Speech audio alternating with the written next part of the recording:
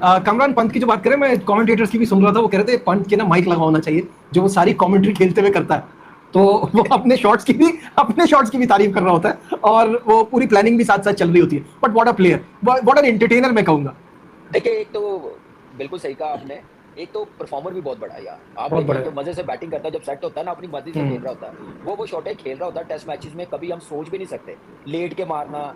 इतने हमारे fast bowler गंदे नहीं होते जितना वो बैटिंग करते हुए गंदा हो जाता है। एक सेकंड में टाइम आउट लूट। सचिन तेंदुलकर ने उसकी शॉट की वैलिडेशन दी है कि वो जो लेट के मारता है और गिर जाता है ना नीचे, वो कहते हैं वो पूरा पर्पसली ये खेलता है, एक प्रॉपर शॉट है वो। मतलब उसका इस बात पे मजाक ना उड़ाए तेंदुलकर जैसे बंदे का ये कहना।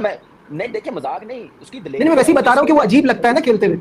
नहीं, उसकी स्किल है, उसकी दिलेरी। जैसे आज बैटिंग हुई है, बड़ी जबरदस्त बैटिंग हुई है। के राहुल का मैंने कल कहा था, उसका 100 करना बड़ा जरूरी है। और क्या मजेदार 100 किया उसने, और क्या शॉट सिलेक्शन, टेम्परामेंट, टीम को मुश्किल से निकालना। उसके बाद जो पंत ने आके डोमिनेट किया, एक्सीलेंट 8वां 100 उसने किया। पहला इंडियन बैट्समैन बना जिसने इंग्लैंड में ईच इनिंग सेंचुरी की है, और दुनिया का दूसरा विकेट कीपर बैट्समैन बना जिसने ईच इनिंग सेंचुरी की। बहुत बड़ी अचीवमेंट है इतने कम टाइम पे इतनी बड़ी परफॉर्मेंस टेस्ट मैचेस में दिखाना। और मेरे ख्याल से टेस्ट मैचेस इंडिया की टीम इसके बगैर कंप्लीट नहीं होती, जो ये परफॉर्मेंस अभी लेके चल रहा है जब से टेस्ट मैचेस। और जब वो बैटिंग करते हुए बोल रहा होता है ना कि देखो ये अभी मुझे इधर बॉल कर रहा है ना, वो क्योंकि हिंदी समझते हैं, आवाज आ रही होती है, अब ये करेगा, अब मैं इसको ये मारूं, तो राहुल बोलता है नहीं अभी नहीं, बोलता है देखना, वो निकल के मारता है। उसने पूरी फील्डिंग जो थी ना, जो अटैक था उनका, बिल्कुल ही डिस्टर्ब कर दिया।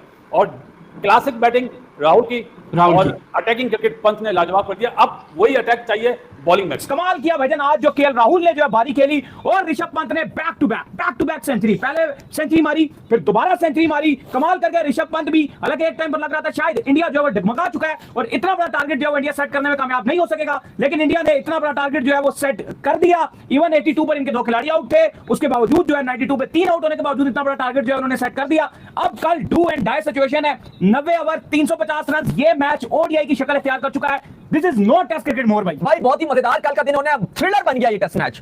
आज इंग्लैंड ने 21 रन जरूर बनाए, कोई विकेट नहीं गिरी, लेकिन कल 90 ओवर्स में पूरा 350 का ठिप्पा मिल चुका है। पूरा 350, ना एक ऊपर ना ही एक नीचे। और कल है इंग्लैंड का चेस का इम्तिहान। आज ऐसा लग रहा था जैसे ऋषभ पंत खेल रहे थे, केएल राहुल खेल रहे थे। हिस्टोरिक दोनों ने इनिंग्स खेली हैं। ऋषभ पंत के बारे में तो बात करेंगे, वर्ल्ड रिकॉर्ड बना डाला भाई। पहला एशियन बल्लेबाज बन चुका है जिसने इंग्लैंड के अंदर 2 सेंचुरियां जड़ दी हो। पहला भारतीय बल्लेबाज बन चुका है, विकेट कीपर बन चुका है। दर्जनों रिकॉर्ड ऋषभ पंत ने तोड़ दिया, जो भारत का न्यूली अपॉइंटेड वाइस कैप्टन है। और फिर केएल राहुल, वो तो कमाल ही कर रहा है भाई। जिस तरह से ऑस्ट्रेलिया में भी ओपनिंग कर रहा था, उस बंदे को अपनी नंबर नहीं पता था कि मैं किस नंबर पे खेलूंगा। कभी कोई 3 पे खिला रहा है, कभी कोई 4 पे खिला रहा है, लेकिन उस बंदे ने जिस तरह से आज भी सेंचुरी स्कोर किया, कमाल करके रख दिया। Mainly because of Rishabh Pant. What a guy he is, amazing guy he is. उसके साथ साथ केएल राहुल की भी हम बात कर रहे थे कि K L Rahul most senior batter है इस लाइनअप में। तो पहली इनिंग्स में अगर 100 नहीं आया, अभी मौका भी है, दस्तूर भी है, टीम को जरूरत भी है, और अब यहाँ पे उसका 100 आ जाना चाहिए। तो केएल राहुल भी बहुत ही शानदार बारी उसने खेली है। और हाँ ठीक है, कैच छूटा 58 पे ब्रुक्स से, लेकिन हमने देखा है इस मैच में कि जिसको मौका मिलता है, अपॉर्चुनिटी मिलती है, चाहे कैच ड्रॉप हो या नो बॉल पे कोई बच जाए, वो बाद में अच्छे खासे रन ऊपर डालता है। तो England now they must be thinking हमने क्यों कैच छोड़ा, क्योंकि अभी 120 पे नॉट आउट है केएल राहुल, और अभी उसका कोई मूड दिख भी नहीं रहा कि वो जल्दी जान छोड़े। Job is not done yet.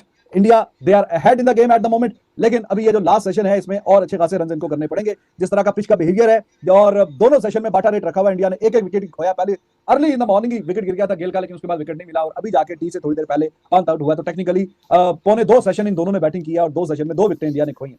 तो चौथी इनिंग्स में यहाँ पे रन ठीक ही आ जाते हैं। अभी आपने सामने चार्ट देखा होगा, अगर आप मैच लाइव देख रहे हैं, 43-44 की एवरेज है पर विकेट के गिरने के 4th इनिंग्स में। तो इसका मतलब है कि अभी मजीद और रन्स इंडिया को डालने पड़ेंगे, और डालने चाहिए भी। They are in a position कि अब करुण नायर का भी चलो उसने रिवर्स स्वीप पे चौका मारा है, hopefully he will score some runs. Jadeja, Thakur वगैरह और केएल राहुल अभी मौजूद है, तो इन सबको करते कराते क्लोज टू 400 का एम करना चाहिए कि उसके आसपास उसको टच करें और फिर जाके इंग्लैंड को आउट करने की कोशिश करें। But the way they batted in this session, ये काफी ज्यादा इंडिया के जो चांसेस हैं उसको एनहांस किया इस सेशन में। 159 की लीड थी, अभी 304 की है, तो तकरीबन क्लोज टू 140-150 रन इस सेशन में बनाने में कामयाब हो गया इंडिया, जो कि बहुत शानदार बात है, mainly because of Rishabh Pant. तो इस बंदे की तारीफ तो अल्फाज कम पड़ जाते हैं, फिर लोग बोलते हैं कि देखिए जी तारीफें करते हैं, ये इंडिया के प्लेयर्स की तारीफें करके हमें चूना लगा रहे हैं। तो आप बताइए फिर और कौन सा बैट्समैन है कि जिसने जाके पहले इनिंग्स में भी, दूसरी इनिंग्स में भी इंग्लैंड में आके पहले 100 किया ऑन इंग्लैंड। और उसके बाद तो इंग्लैंड बेबसी की एक तस्वीर बन के नजर आया। They tried everything from the word go. पहले बेन स्टोक्स की कैप्टनसी डिफेंसिव हुई, फिर उसके बाद उसने स्लिप हटाई, स्लिपों से एजेस निकल रहे हैं, वो कहीं और फील्डर लेकर आ रहा है तो वहां बाउंड्री मार रहा है, वहां छक्के लग रहे हैं, एक तेज रन रेट के साथ। ये कल जिस तरह आखिरी सेशन में और टी सेशन, यही जो मिड सेशन था, इस सेशन के अंदर इंडिया ने 5 विकेट जरूर ली थी, लेकिन इंग्लैंड ने इन द प्रोसेस 138 रन मार दिए थे, जो इंडिया को हर्ट कर रहा था कि लीड लेके जा सकते थे लेकिन नहीं लेके जा सके। लेकिन उसके बावजूद आज उन 138 रन का जवाब आया 145 रन से, और महज एक इतनी ही प्रिसाइज सेशन के अंदर, मतलब जहां 27 ओवर फेंके गए हैं, और अगर आप 145 रन देखें 27 ओवर में, तो तकरीबन लगभग 6 रन पर ओवर बनता है। और टेस्ट क्रिकेट में स्पेशली जब आप टारगेट को सेट कर रहे हैं, उस इनिंग एक ऐसी टीम के लिए जो कि अपने आप को फैंसी करता है, उसको रन्स का प्रेशर डालना बड़ा जरूरी था, उनको अप्रोप्रिएट टाइम देना जरूरी था। लेकिन इंडिया जो मेरे ख्याल से एक डिजायरेबल स्कोर चाहता था, उस स्कोर तक इंडिया पहुंच चुका है, और अब यहां से मोर द मेरियर वाली कहानी है। Now India only needs to decide कि कितने रन और कितना टाइम हमें चाहिए कि हम अपने बैटर्स को दे सकें। लेकिन इंडिया 304 रन यानी 145 रन इस सेशन में जुड़े हैं, और बड़ी जबरदस्त क्रिकेट देखने को मिली आज इंडिया के बैटर्स की तरफ से, क्योंकि इंग्लैंड जिस तरह सुबह से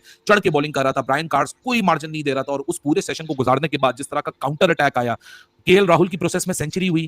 केएल राहुल की बात हम कल से कर रहे हैं। द मैन हैज शोन के एक सीनियर की रिस्पॉन्सिबिलिटी क्या होती है। क्लटर फ्री क्रिकेट खेली है, कोई टेंशन कोई प्रेशर अपने ऊपर नहीं आने दिया, और अपने साथ जो टेंडम में जिसको बैटिंग कराई है, जैसे Sai Sudarshan was out on a duck in his debut innings, अगली इनिंग्स में उसको कैरी करके चला।